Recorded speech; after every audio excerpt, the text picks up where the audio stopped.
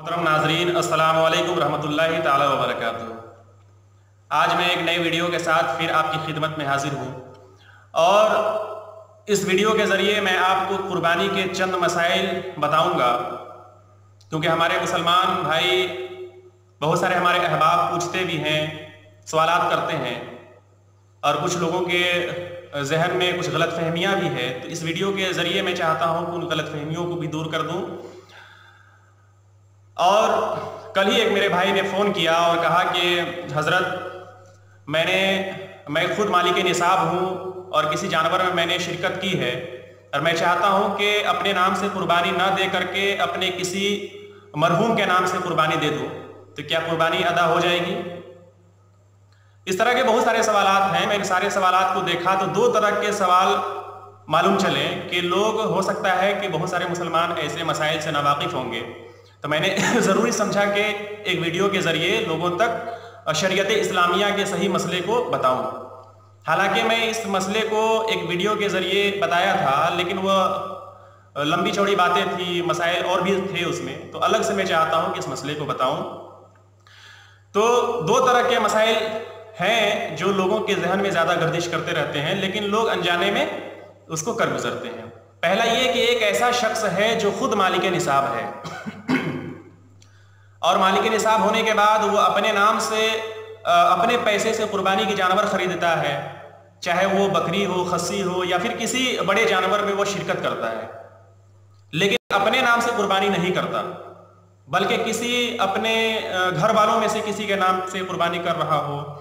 या फिर किसी बुजुर्ग के नाम से कुर्बानी कर रहा हो या फिर अपने बच्चों के नाम से कुर्बानी कर रहा हो, तो क्या उसकी कुर्बानी अदा हो जाएगी? दूसरा सवाल ये है कि एक ऐसा शख्स है जो कहता है कि मैंने पिछले साल अपने नाम से कुर्बानी की थी, अब आइंदा साल किसी और के नाम से हम कर दें, तो वो कहना उसका कैसा है? या फिर कुछ ऐसे भी लोग होते हैं जो कहते हैं कि साल भर में यानी पूरी जिंदगी में हमारे लिए कितने बार हमारे ऊपर कुर्बानी वाजिब होती है। तो पहला सवाल का जवाब इस तरह समझ लें कि एक ऐसा शख्स जो खुद मालिक निसाब है, जानवर भी खरीदता है या फिर किसी जानवर में शिरकत करता है, लेकिन अपने नाम से कुर्बानी नहीं करता, बल्कि अपने किसी घर वालों के नाम से कर देता है और समझता है कि हमारे तरफ से वजूब जो था वो साबित हो गया, हम गुनहगार नहीं हुए और कुर्बानी हो गई और हम सवाब भी पा गए। लेकिन ये सोचना उसकी गलत फहमी है। वो शख्स जो खुद मालिक निसाब है, सबसे पहले उस पर कुर्बानी करना वाजिब है, यानी उसको अपने नाम से। हाँ, अगर अपने नाम से करने के बाद अगर उसके पास हिम्मत और ताकत है, पैसे वैसे हैं और चाहता है अपने घर वालों में से किसी के नाम से और कुर्बानी कर दें या अपने पीर साहब के नाम से कर दें या फिर अपने वालिदा के नाम से कर दें, वालिद के नाम से कर दें, तो अच्छी बात है, करे, सवाब पाएगा। लेकिन ज़रूरी ये है कि वह खुद अपने नाम से करे जो मालिक निसाब है। दूसरा ये कि जो शख्स समझता है कि हमने पिछले साल कुर्बानी दे दी थी, अब इस साल दूसरे के नाम से दे दें, ये भी गलत फहमी है, क्योंकि जब जब भी वह बंदा मालिक निसाब बनता गया, यानी साल भर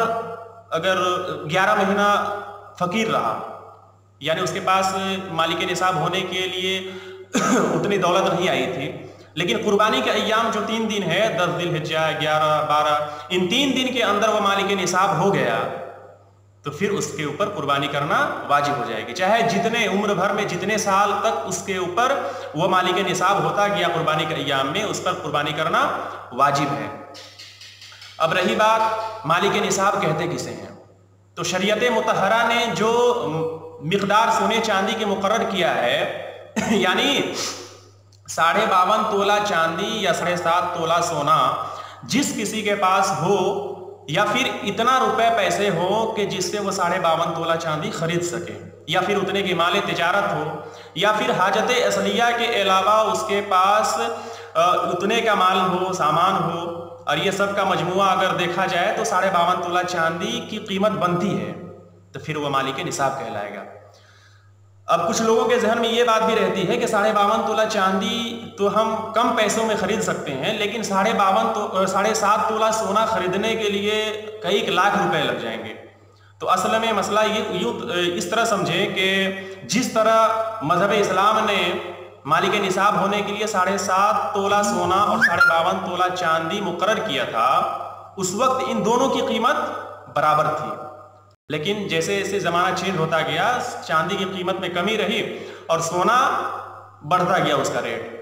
तो सोने की कीमत को अभी ना देखें, बल्कि चांदी की कीमत यानी जो 52.5 तोला चांदी है, अगर इतने रुपए पैसे आपके पास है जिससे आप 52.5 तोला चांदी खरीद सकते हो तो फिर आप मालिक निसाब हैं।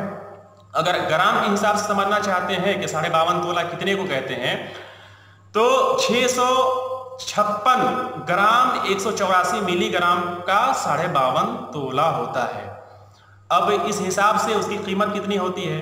तो अब अपने अलग अलग शहरों में अलग अलग रेट होते हैं। तो अपने शहर में आप किसी ज्वेलरी सोनार के पास जा करके उसका रेट पता कर सकते हैं, या फिर ऑनलाइन ज़माना है, नेट के ज़रिए सर्च मार सकते हैं कि उस शहर में